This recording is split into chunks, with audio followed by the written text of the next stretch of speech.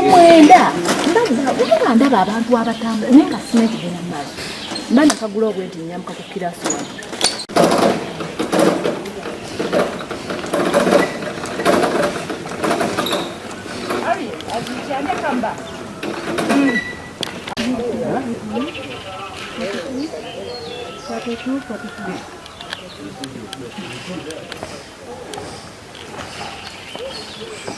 Stand now and the woman. They took the man there, they tried him in court martial. Was given 93 years. They appealed, they have released the man. You those things they want.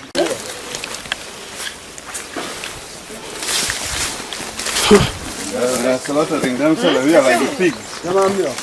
Era tujikubyengako nga teriiko kubanga abatajirina. Tujikubyengako nga teriiko.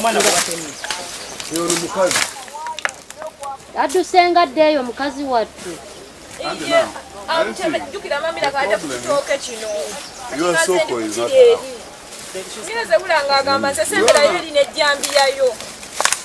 that lady may end up dying and you fail to pick this up. You leave those phones.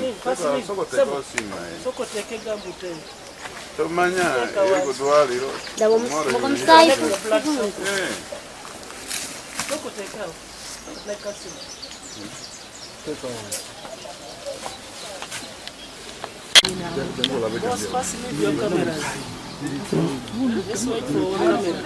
All right.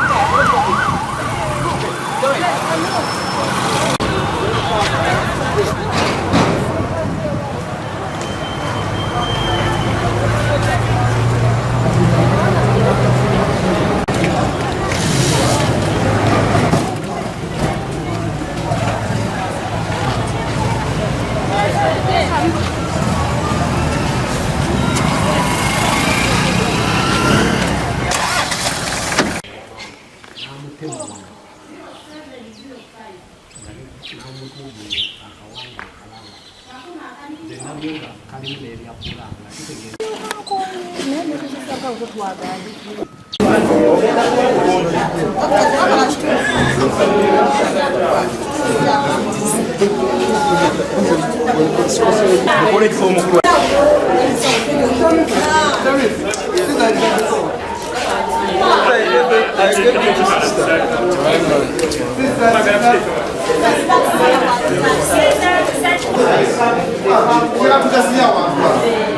kola ki?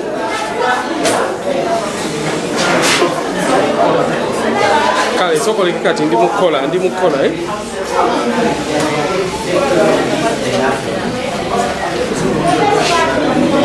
Just go at the gate of St. Peter and you have and you can take where the name was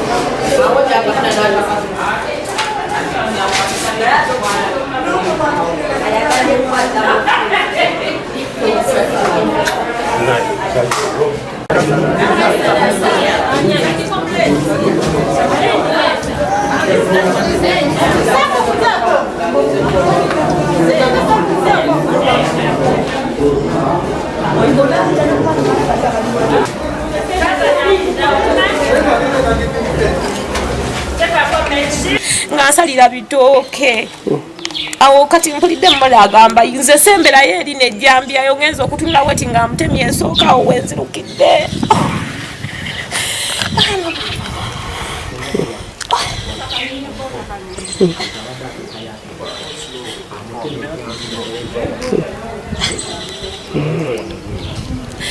zawo wenzirukidde nenziruka nga nkuba enduulu bannange sizeemu tunula mwega nga nkuba nduulu alina abaana bana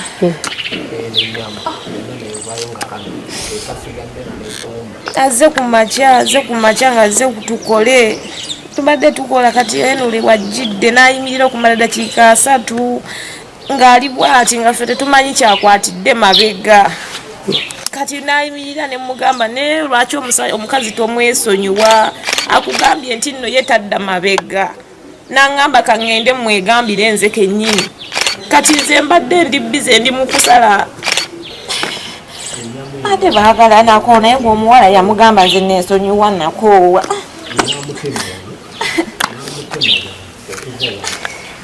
amanya agange nze Juma Sulaimani nga ndi mukozi wano ku St. Teresa Namyango Girls ng'era gwe batemye mbadde nkola nabo mu nnimiro naye mbadde nkyali ewaka nange abadde naye mu nnimiro nankubira essimu aŋŋamba yanguwako maamira kuba mukoze eki bamutemye ne mubuuza ani amutemye era bamutemeddewa naŋŋamba yanguwako nze gamba ne omusirikale ku geeti bajje wansi kati ngenza okuvuga nentuuka wali wansi nga ndaba abantu bakuŋŋaanye mu lusuku okukkirirayo ekyamazima nga atemeddwa ejjambi okuva wano ku feesi ng'era ne bwayogera amanyo gamulaba ne bamutema wano mu maaso ne bamutema wano ne bamutema omukono guno ne bamutema ekisambi ne bamutema mu lubuto muno kwegamba ekyamazima amutemedde ddala nga lyo akozesa ttimu era ne tumuyoolayoola ne tumukwata okumujja wansi eyo gye babadde basalira ebitooke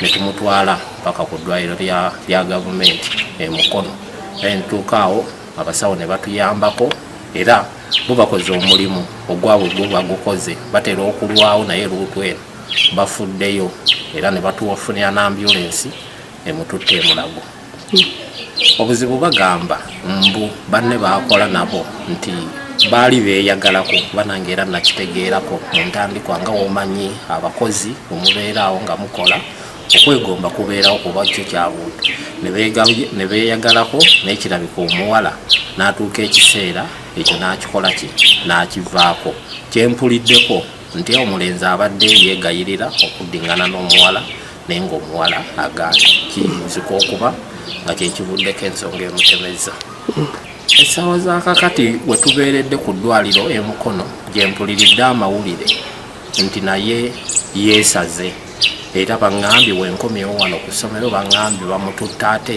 era ku ddwaliro ly'emukono oli gwatemye waabadde embeera gy'alimu yo sinnagiwuliza kuba ekwasa obusuuku Amanya Namirembe Rose nga nze myuka omukulu w'essomero ku St. Teresa Namirya Girls Boarding Primary School.